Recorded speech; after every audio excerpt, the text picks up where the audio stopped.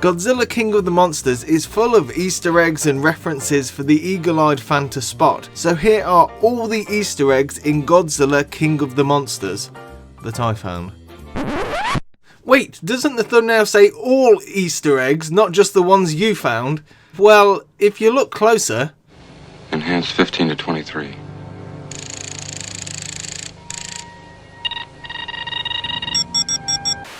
I'm fairly certain I caught at least most of the Easter eggs, but if you found one I missed, please let me know in the comments. It should go without saying, but just in case, it'll be spoilers from here on out.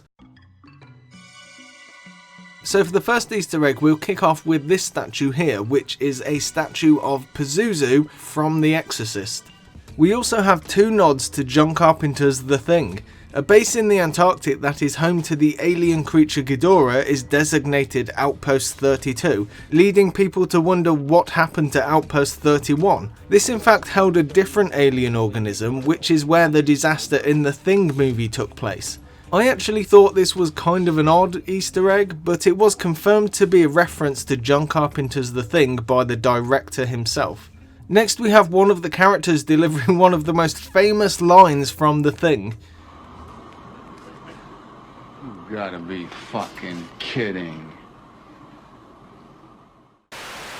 Speaking of the outposts, most of the Monarch scientific research stations seem to be references to key Godzilla movies by the year they were released. You've got Outpost 55 for Godzilla Raids Again, Outpost 61 for the Mothra film, which isn't a Godzilla movie as such, but the character of Mothra was folded into the Godzilla franchise. Outpost 67 for Son of Godzilla. Yeah, Godzilla had a son. Just look at that thing, it's hideous. Outpost 75 for Terror of Mechagodzilla, and finally Outpost 91 gives you Godzilla vs King Ghidorah.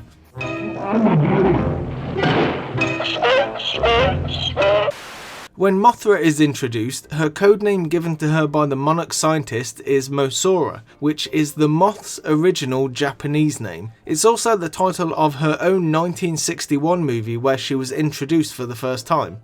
Godzilla King of the Monsters was the title of the original Godzilla movie that was re-edited for American audiences. A group of protesters are waving signs around early in the film trying to get the government to do something about the giant monsters. One of the protesters is holding a sign that reads "Destroy all monsters," an obvious reference to one of the most famous Godzilla films, released in 1968, where all the giant monsters team up to battle King Ghidorah. When Mothra emerges from her cocoon, we discover one of the scientists, Dr. Eileen Chen, has a twin sister, Dr. Ling. She also mentions she is a third-generation monarch, and we see a family photo which shows two twin girls. In the classic films, Mothra has always had two twins that have a special connection to her. They're small fairy-type women that often speak on behalf of Mothra. They even sing her theme song.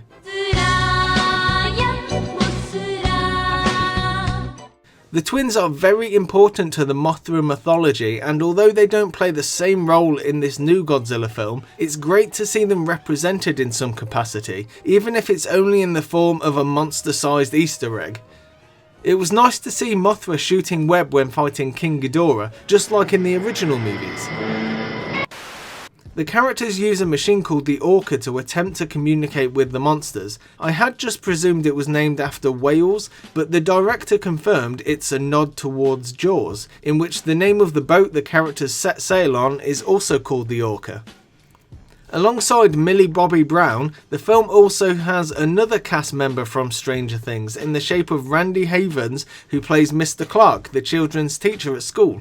I don't really consider this an Easter egg, more a quirk of the casting, but I thought it'd be neat to mention it. The characters make numerous references to King Kong, Skull Island and the Hollow Earth theory, which are all elements from Kong Skull Island. The Hollow Earth theory, about vast caverns and tunnels deep underground where many monsters live, is seemingly confirmed when both Godzilla and the Monarch team travel through the underwater tunnels for a shortcut instead of travelling long distances on the surface.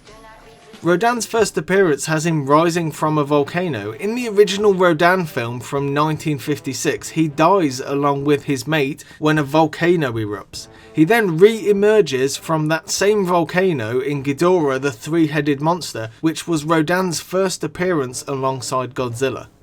In Godzilla King of the Monsters, Ghidorah is first given the title Monster Zero, a direct reference to what the alien race called him in Invasion of Astro Monster from 1965. They even kept Ghidorah's alien origins in this new Godzilla movie, which I thought was great. A character states that the Titans are creatures that have existed eons before humans, but Ghidorah is not from this world. It came from somewhere in outer space. In the original Toho films, Ghidorah comes from outer space and is controlled by an alien race that tries to take over Earth.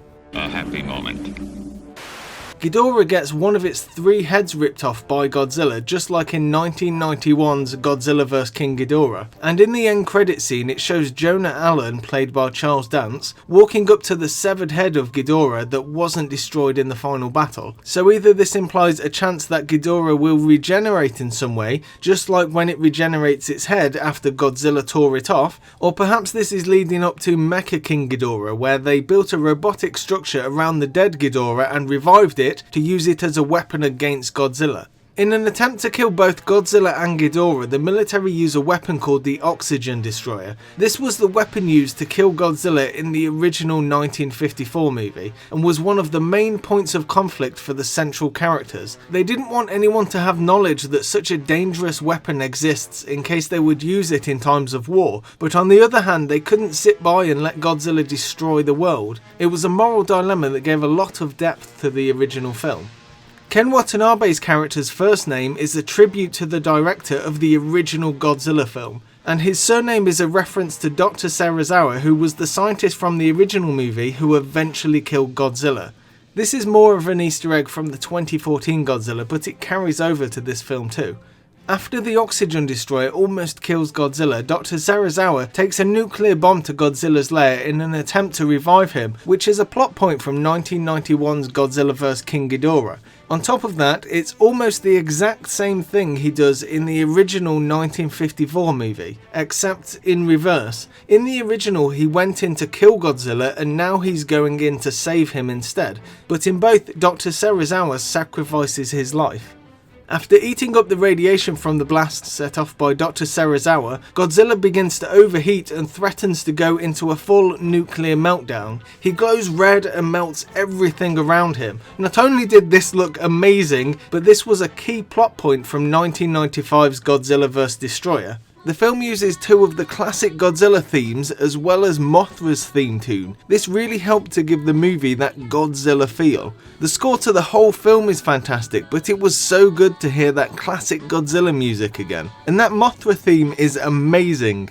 The creatures seen in this movie are Godzilla, Mothra, Rodan and Ghidorah. A Muto from the 2014 Godzilla also makes an appearance. It's not the exact same one as seen in the 2014 film, as they both died, but it's another creature of the same species. The characters also mention King Kong a couple of times as well, but I didn't see him anywhere. I did spot a giant spider, which I presumed was Kumonga, if I pronounced that right. I probably didn't. Who was the villain in 1967's Son of Godzilla, but then later joined Godzilla and the other monsters to battle King Ghidorah and destroy all monsters, released a year later. I've heard some people say they think the monster buried under the dirt that kinda looks like a mountain is Anguirus. To me, its face looks more like Baragon or Varan, but either way, the filmmakers only have the rights to use Godzilla, Mothra, Rodan, Ghidorah and King Kong, so any other monster references are simply Easter eggs. Consider them unofficial. They can have this creature in the film, but they can't officially call it Anguirus because they don't have the rights to that character. I'd personally love to see Anguirus make an appearance. He's my favourite monster outside of Godzilla, and with his appearance in 1955's Godzilla Raids Again, he was the title character's first enemy. At one point the characters are tracking multiple monsters on a computer and you get to see all the names of these creatures. I got so excited at the prospect of there being so many monsters I didn't actually catch any of the names. I do think I saw Baragon being on the list, but I'll have to watch it again to be sure. With the montage of clips that play over the film's credits, there's a quick reference to Steve Martin, who is the main character from the American edit of the original Godzilla film. You also get a news headline that says a second Mothra egg has been discovered. This is in line with the classic movies where Mothra always leaves an egg behind when she dies. Or it could even suggest the introduction of Batra, but I think that is more unlikely.